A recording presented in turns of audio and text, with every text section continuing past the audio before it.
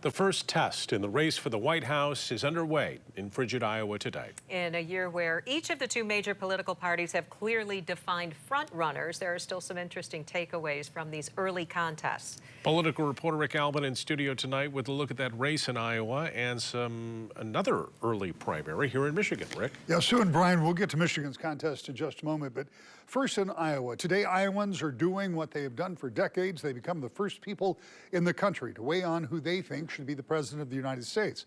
Iowa does not always serve as a guidepost for how the general election will turn out, but it does generally help to narrow the field.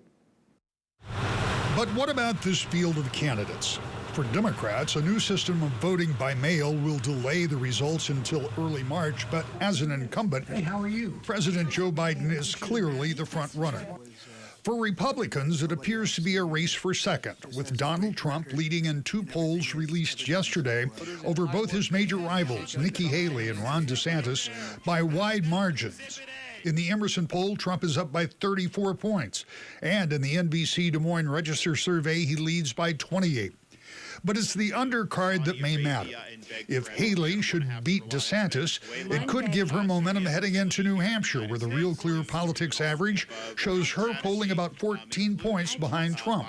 If that happens, it could also be questionable that DeSantis will continue in the race. New Hampshire, Nevada, and South Carolina are up next. Then, for the first time, Michigan will have an early say in the primary process. For many of the same reasons that Democrats jettisoned Iowa from its first in the nation's position, saying its population was not representative of the rest of the country, they moved Michigan up as more diverse and representative. It also is good to note that Democrats have not won the White House without winning Michigan since 1976. So that should bring candidates flocking to Michigan, right? Maybe not.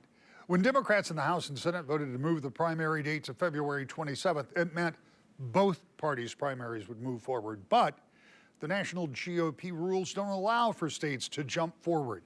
So as a result, they've come up with a compromise with the state, allowing only 16 of the party's 55 delegates to be chosen by the primary, the other 39 presumably chosen in caucuses held the Saturday after, though that process is a bit confusing and the current instability of the party makes getting clarity a little difficult.